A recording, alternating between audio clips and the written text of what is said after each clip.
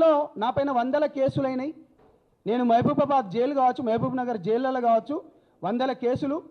JAC పెట్టినప్పుడు పెడమర్తి రవి జేఏసీలో నేను vice ప్రెసిడెంట్గా, వంగపల్లి శ్రీనివాస్ అన్నతోని నేతృత్వంలో ఉన్నప్పుడు జేఏసీ స్వతంత్ర జేఏసీ ఏర్పడ్డప్పుడు నేను ప్రెసిడెంట్గా, నా పైన వందల కేసులైనాయి, అనేక ఉద్యమాలు చేసిన అటువంటి నేను నా నాయకుడిని ఇవాళ నువ్వు తిడతా ఉంటే నేను ఎట్లా మాట్లాడతారా? అరే పృథ్వీగా చెప్పురా, నువ్వు ఎన్నిసార్లు రా నేను ఓపిక పట్టాలి? ఏం మనిషివిరా? తెలివి ఉందా లేకపోతే తెలివి లేకుండా మాట్లాడుతున్నావా? ఆ భాష ఏంటిదిరా నీది? నీ భాష ఏంటిదిరా? అరే పవన్ కళ్యాణ్ గారు తెలంగాణ ప్రాంతంలో వరదలు వస్తే అన్న, మీరు జర్నలిస్టులు, మనం ఎటువంటి ఉద్యమాలు చేసినాం మీ అందరికి బాగా తెలుసు అన్న. నేను ఎప్పుడు పర్సనల్గా ఎవరి గురించి నేను పోలేదన్న, మీకు చేతులెత్తి దండం పెడతాను. మా తెలంగాణ ప్రాంతం గురించి మీ అందరికి తెలిసిందే.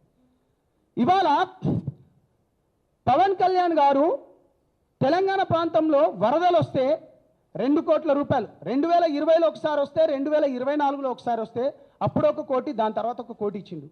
దాని తర్వాత కొండగట్టు ప్రాంతంలో 35 కోట్లు ఇచ్చిండన్న. మీరు జర్నలిస్టులు అన్న, మీకు తెలుసు.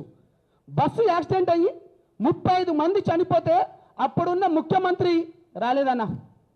తెలంగాణ ప్రాంతంలో మనం ఏం కులాలున్నా కానీ మనకి ఈ ప్రాంతంకున్న గడ్డ. ఈ వ్యక్తి ఎప్పుడైనా వ్యక్తిగత హననానికి పాల్పడ్డా? పర్సనల్ విషయాలపైన ఎప్పుడైనా పోయిందా? నువ్వు చెప్పురా పృథ్వీ. పాశం యాదగిరి అన్న నీ దగ్గర కూడా వస్తా. బక్కా జడ్చాన్ తులసి అక్క గురించి అయితే ఇంటర్నేషనల్ ఆమె మాట్లాడాలి. తెలంగాణ ఏర్పడ్డ తర్వాత ఇప్పటికీ దగ్గర దగ్గర 13 సంవత్సరాలు అవుతుంది. 10 సంవత్సరాలు ఇప్పుడున్న బీఆర్ఎస్, అప్పుడున్న టీఆర్ఎస్ 10 సంవత్సరాలు పరిపాలించింది. వాళ్ళ మేనిఫెస్టోలో, ఇప్పుడున్న బీఆర్ఎస్ మేనిఫెస్టోలో కానీ లేకపోతే కాంగ్రెస్ మేనిఫెస్టోలో కానీ తెలంగాణ వచ్చిందే నీళ్లు, నిధులు, ఉద్యోగాల గురించి. విద్యార్థులకు ఉద్యోగాలు ఇవ్వద్దని నువ్వు పదే మాట్లాడుతున్నారు కదా. పవన్ కళ్యాణ్ వచ్చి, ఆంధ్ర వాళ్ళు వచ్చి, అంటే పవన్ కళ్యాణ్ వచ్చి ఇక్కడ ఏదో చేస్తున్నాడు కదా.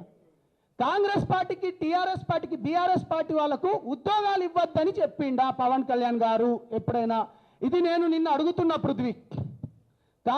బీఆర్ఎస్ మేనిఫెస్టోలో విద్యార్థులకు లక్షల ఉద్యోగాలు ఇవ్వమన్నది మేనిఫెస్టోలో పెట్టుకున్నారు, కాంగ్రెస్ వాళ్ళు పెట్టుకున్నారు. వాళ్ళు పవన్ కళ్యాణ్ గారు ఎప్పుడైనా ఇవ్వద్దన్నాడా లేకపోతే లోకేష్ ఏమైనా ఇవ్వద్దన్నాడా? నువ్వు చెప్పాలి. రవీంద్ర భారతిలో నువ్వు ఏమని అంటే విగ్రహం గురించి కొట్లాడుతున్నాం, బాజాప్తగా చెప్తున్నాం. నిన్ను ఎవరు తీయొద్దన్నాడు? బాలసుబ్రహ్మణ్యం విగ్రహం గురించి మేము పెట్టమన్నామా? పోనీ పవన్ కళ్యాణ్ గారు ఏమైనా పెట్టమన్నారా? నువ్వు ఏమైనంటే విగ్రహాల గురించి ఏం రేవంత్ రెడ్డికి పవన్ కళ్యాణ్ గారు ఫోన్ చేసి నువ్వు బాలసుబ్రహ్మణ్యం విగ్రహం ఏమైనా పెట్టొద్దన్నాడా? నువ్వు దానిపైన మాట్లాడరా? రే పృథ్వీ, నేను ఎప్పుడు నీ గురించి ఎప్పుడు అమర్యాదగా మాట్లాడలే పృథ్వీ గారు. నా నాయకుని పైన మీరు ఈ విధంగా మాట్లాడతారా? మనం కొట్లాడతాం. తెలంగాణ రాష్ట్రం ఏర్పడ్డ తర్వాత నువ్వు పవన్ కళ్యాణ్ వల్లనే అంటున్నారు కదా మీరందరూ. మీరు నన్ను అడగండి అన్న క్వశ్చన్. నేరేళ్ల ఘటన జరిగింది. దళిత బిడ్డలను ఇసుక మాఫియా చేసి తీసుకుపోయి చంపివేసి అన్న వాళ్ళని ఎట్లా కొట్టిందే సార్? 3rd degree చేసిండ్రన్న. ఇప్పటికి వాళ్ళు మొత్తుకుంటున్నారు. వాళ్ళ కింద వెళ్ళి 3rd డిగ్రీ చేసి అప్పుడున్న ఎస్ఐ ఎస్పీలు కొట్టిండన్నారు. ఏం దానిపైన ఏమో మాట్లాడలే. నేను మాట్లాడినా జనసేన నుంచి. నేను జనసేన జెండా ఎప్పుడైతే కప్పుకున్నానో నేను మాట్లాడినా. నేరేళ్ల ఘటన పైన నేను మాట్లాడినా. ఇవాళ పేదల భూములు,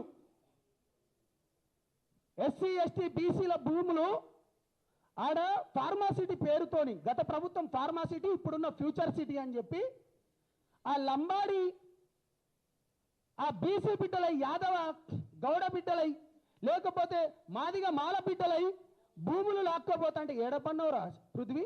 మాట్లాడదాం. లగచర్ల విషయంలో బేడీలేసి ఆ భూములను కూడా రైతులను బేడీలేసి సంగారెడ్డి జైల్లోకి తీసుకపోతే మేం మాట్లాడినాం రా భయ్, మేం కొట్లాడినాం. ప్రజా సమస్యల పైన పోరాడుతున్న వామనరావు కేసు మీ అందరికీ తెలిసే ఉంటుంది. ఒక లాయర్ని పట్టపగలు చంపివేసిండ్రు. ప్రజా సమస్యలపైన మాట్లాడితే భూపాలపల్లి దగ్గర ఇక్కడ గోదావరికన్ సైడ్ వచ్చాడు.